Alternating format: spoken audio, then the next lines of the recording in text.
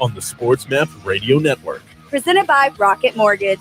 Live from the O'Reilly Auto Parts Studios, here's Jake Asman. The stunning news out of Boston yesterday, the Celtics have a new power structure. Danny Ainge has quote-unquote retired. Brad Stevens has been promoted to the president/GM of the basketball operations, and there's a lot to unpack with that move in Boston yesterday. For more on the Celtics, we go out to the Progressive Guest Line right now.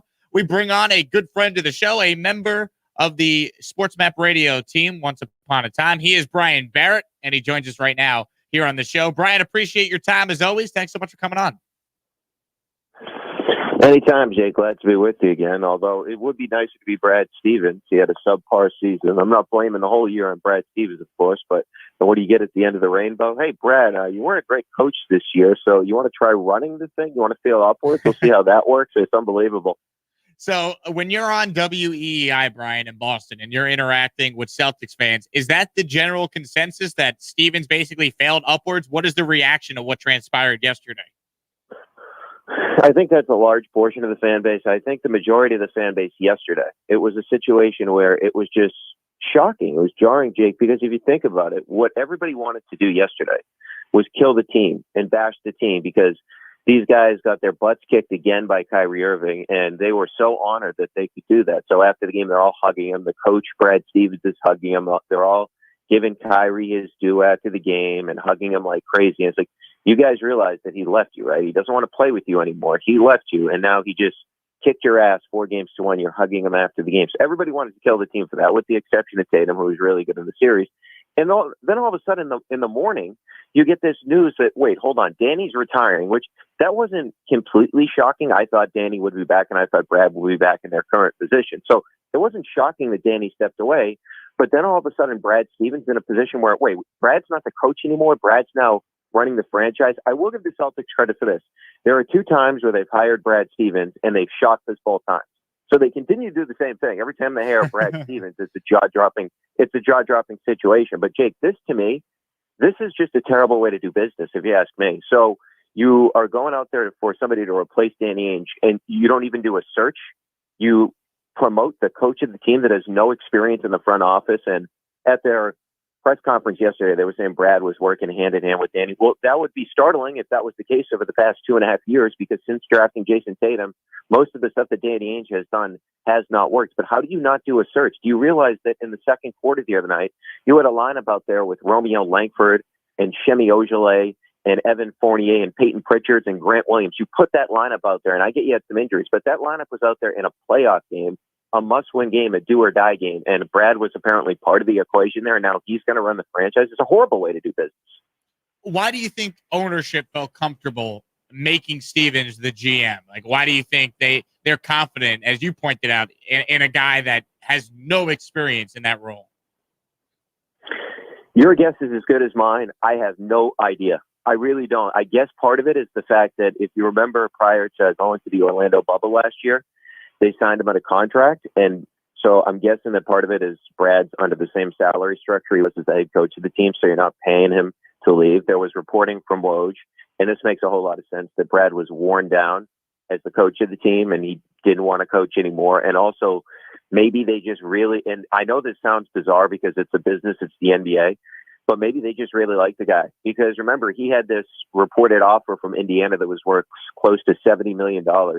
And he said no. And he did one of the most pathetic press conferences I've ever seen.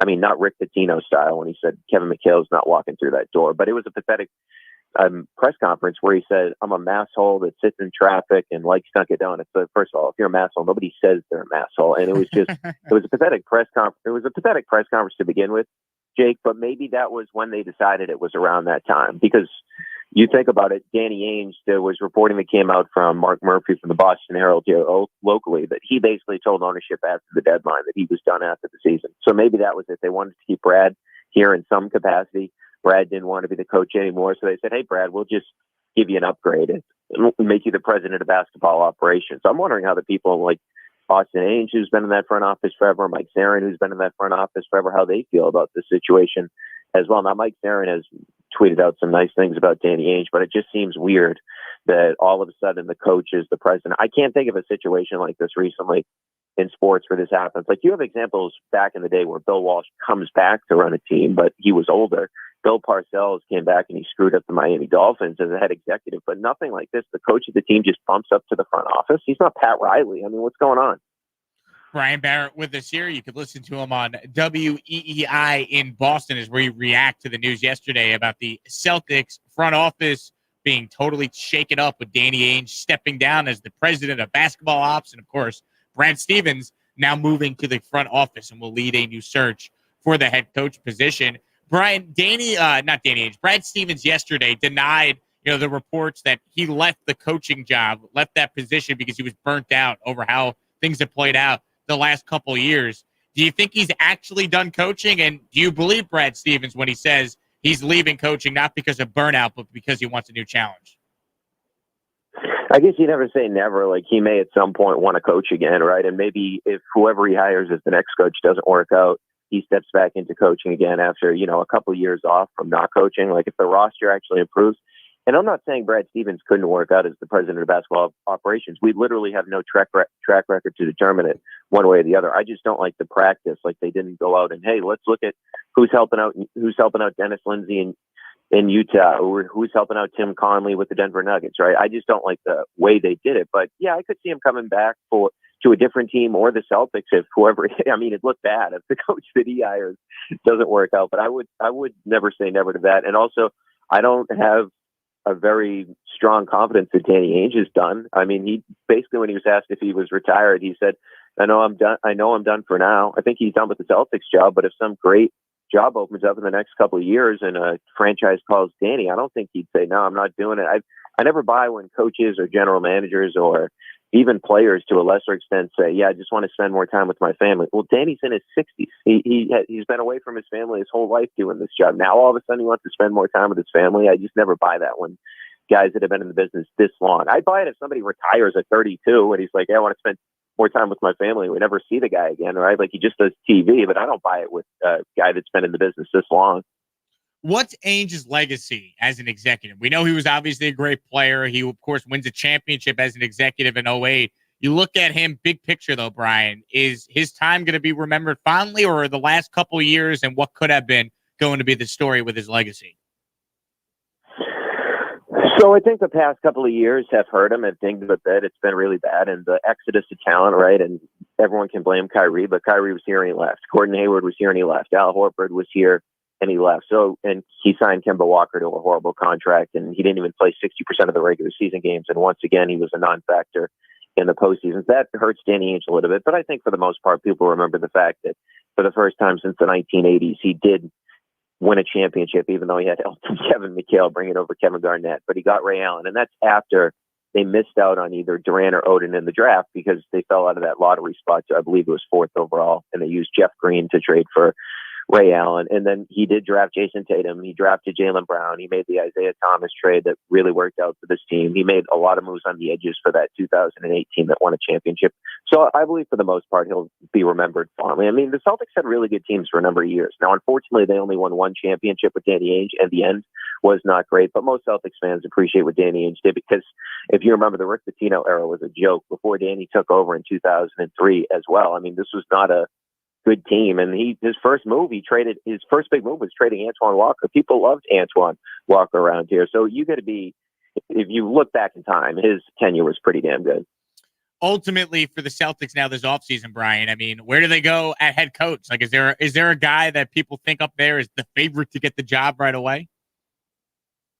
Well, I mean, you've seen all the names that have been thrown out there. The Sam Cassells of the world, that makes sense. He's on Doc's staff in Philly.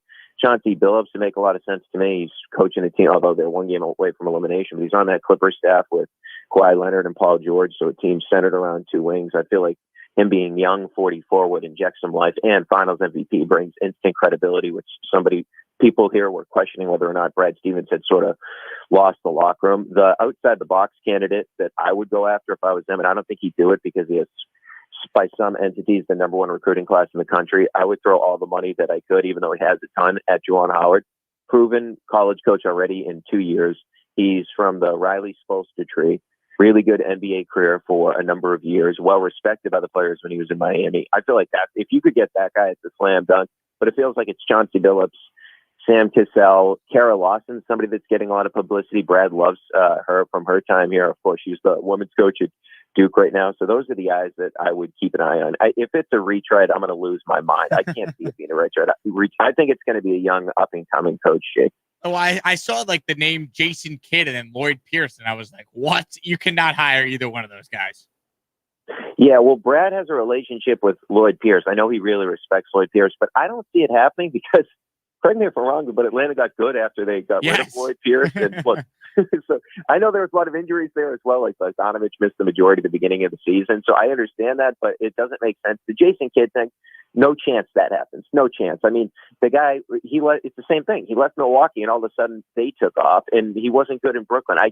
I know like in the odds he's up there. I cannot envision Jason Kidd being the coach of this team. I would be absolutely stunned. I would say Chauncey Billups and Sam Cassell much better chances than Jason Kidd. I can't imagine. I mean, the guy's not a good coach, and philosophically, if it's like just some of his coaching principles, like trapping all the time and stuff, Brad Stevens would never do that.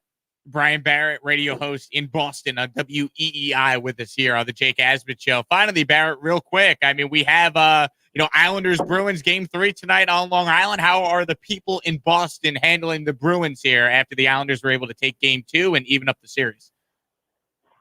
Yeah, that was disappointing from a Bruins perspective. I know you're happy that your Islanders won, and you felt like in that third period after you get the Bergeron goal and the Marchand goal that the Bees are going to win that one. And Jeremy Lauzon just with a careless pass, tried to make a D-to-D pass. Bruce Cassidy calls him out after the game. He's been on the ice, I believe it is now, for 7 of the 16 goals against for the Bruins in the postseason. He's had a rough go at it. Everybody's sticking up for him, though.